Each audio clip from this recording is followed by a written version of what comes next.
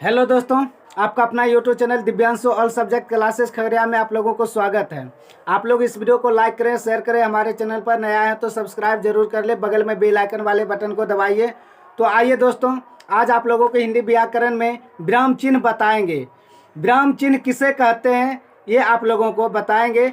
तो जान लीजिए विराम चिन्ह किसे कहते हैं। तो वाक्यों को लिखते तथा बोलते समय एक ही गति से न लिख सकते हैं और न ही बोल सकते हैं। वाक्यों के बीच में कहीं कहीं कुछ क्षणों के लिए रुक सकते हैं और वाक्य समाप्त होते ही रुकना पड़ता है। तो इसी रुकने को क्या कहते हैं? विराम कहते हैं।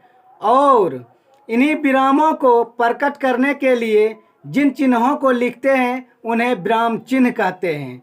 तो दोस्तों आइए आप लोगों को दिखाते हैं कि किस किस विराम चिन्ह का प्रयोग किया जाता है। सबसे पहले ऊपर में देखिए विराम चिन्ह के प्रकार। तो देखिए अल्प विराम, यहाँ पर देखिए कोमा है, इन्हें क्या कहेंगे? अल्प विराम। तो यहाँ पर देखिए समान महत्व वाले शब्दों के साथ आने पर उन्हें अलग करने के लिए इसका प्रयोग होता है। क्या होता है? अलग करने के लिए किसका प्रयोग होता है? यहाँ पर अल्प विराम का प्रयोग होता है।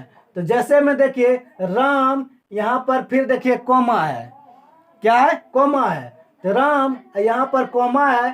तो श्याम और मोहन बाजार गए। तो यहाँ पर देखिए राम को श्याम और मोहन से क्या किए हैं? अलग कर दिए हैं। क्या किए हैं? अलग कर दिए हैं। तो राम, श्याम और मोहन बाजार गए। तो इन दोनों से क्या क्या है? यह कोमा, अल्प विराम, इन दोनों से अलग कर दिया है। अब देखिए अर्ध विराम। यहाँ पर देखिए कोमा जैसा है, अल्प विराम जैसा है और ऊपर में क्या है? यहाँ पर बिंदु है। तो यह क्या हो गया? अल्प विराम। जहां अल्प विराम से अधिक रुकना पड़े, जहां अल्प विराम से अधिक रुकना पड़े, यानी अल्प विराम में हम थोड़ा देर रुके हैं और उससे ज्यादा इसमें रुकेंगे अर्ध विराम में। तो देखिए सूरज निकला, पक्षी चहचहाने लगे, किसान भी हल लेकर चल पड़े। तो देखिए सूरज निकला, यहाँ पर थोड़ा देर रुकेंगे। पक्षी चहचहाने लगे, इससे ज्यादा देर तक यहाँ पर रुकेंगे क्योंकि यहाँ पर अर्ध विराम है। किसान भी हल लेकर चल पड़े। तो अब यहाँ पर देखिए 3 नंबर में अपूर्ण विराम। यह चिन्ह यहाँ पर जो है, यह कौन सा चिन्ह है? अपूर्ण विराम का चिन्ह है। तो जहां किसी बात का उत्तर या उदाहरण अगली पंक्ति में देना हो, यानी जब हम कोई जो है किसी बात का उत्तर या उदाहरण देते हैं तो क्या करते हैं? इस चिन्ह को वहां पर लगा देते हैं ताकि अगली पंक्ति हम वहां पर क्या करेंगे? दे सकेंगे। तो जैसे में देखिए मुख्यमंत्री से वार्ता का अंश यहाँ उद्धृत है। तो अब यहाँ पर देखिए, यहाँ पर मुख्यमंत्री से वार्ता का अंश यहाँ उद्धृत है। तो हम इससे और आगे क्या करेंगे? उत्तर देंगे अगले पंक्ति में। देखिए पूर्ण विराम, ये यहाँ पर ये चिन्ह जो है क्या है? पूर्ण विराम। इसका प्रयोग कहाँ होता है? तो देखिए वाक्य पूरा होने पर इसका प्रयोग होता है। जब वाक्य पूरा हो जाता है तब इसका प्रयोग होता है। जैसे में देखिए मोहन अपने घर गया, यहाँ पर क्या हुआ? मोहन अपने घर गया, तो यह वाक्य क्या हुआ? पूरा हो गया है। तो अंतिम में क्या हुआ है? इस चिन्ह का प्रयोग जो है देखिए यहाँ पर हो गया है, हरि पढ़ रहा है। यहाँ पर यह वाक्य क्या हो गया है? पूरा हो गया। तो अंतिम में चिन्ह लग गया है किसका? तो पूर्ण विराम का। तो अब देखिए प्रश्नवाचक चिन्ह। यह चिन्ह जो है प्रश्नवाचक चिन्ह है। तो इसका प्रयोग कहाँ पर होता है? देखिए प्रश्न सूचक वाक्यों के अंत में इसका प्रयोग होता है। प्रश्न सूचक वाक्यों के अंत में इसका प्रयोग होता है। जैसे में देखिए आप किस समय आए, यहाँ पर देखिए आप किस समय आए, यहाँ पर प्रश्न सूचक आ गया है। तो यहाँ पर देखिए क्या आ गया है? चिन्ह, प्रश्नवाचक चिन्ह आ गया है। ठीक। अब यहाँ पर देखिए निर्देशक। यह जो है चिन्ह बड़ा है, यह चिन्ह बड़ा है। क्या है? यह निर्देशक है। और इसका देखिए कहाँ पर उपयोग होता है? किसी बात का उत्तर या उदाहरण आगे दिया जाना हो तब इसका प्रयोग होता है। जैसे में देखिए मोहन बोला, मोहन बोला। अब देखिए इस चिन्ह का प्रयोग हो गया है अब उत्तर देने के लिए। तो मैं अभी आया, तो इस चिन्ह का प्रयोग यहाँ पर आ गया है। मोहन बोला मैं अभी आया, यानी ये जो है उत्तर दिया है। अब यहाँ पर देखिए योजक, यानी इंग्लिश में इसे हाइफन कहते हैं। तो यहाँ पर देखिए बड़ा सा चिन्ह है और यहाँ पर छोटा चिन्ह है। तो देखिए इस चिन्ह का प्रयोग कहाँ होता है?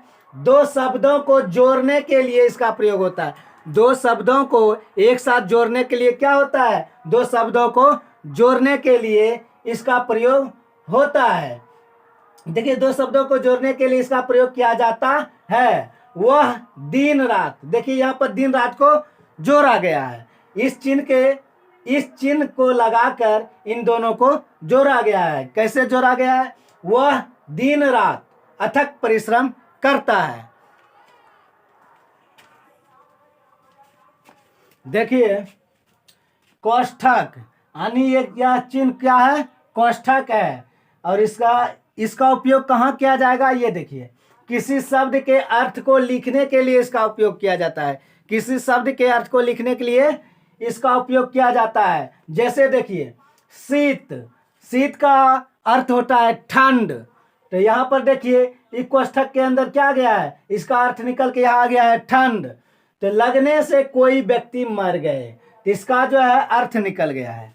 अब यहाँ पर नाम देखिए उद्धरण, यहाँ पर ये चिन्ह जो है किसका है? इसका कहाँ पर उपयोग किया जाता है? ये देखिए उद्धृत वाक्य इन चिन्हों के बीच रखा जाता है। उद्धृत वाक्य किन चिन्हों के बीच रखा जाता है? जैसे में देखिए सीता बोली। अब यहाँ पर देखिए सीता बोली।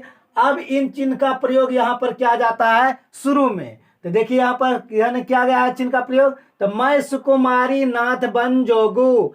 फिर देखिए इधर जो चिन्ह है यहाँ पर लग गया है। ठीक इस तरह इन चिन्हों का प्रयोग किया जाता है। अब देखिए विस्मयादि बोधक चिन्ह, यह चिन्ह जो है यह चिन्ह विस्मयादि बोधक चिन्ह है। इसका उपयोग देखिए कहाँ पर होता है?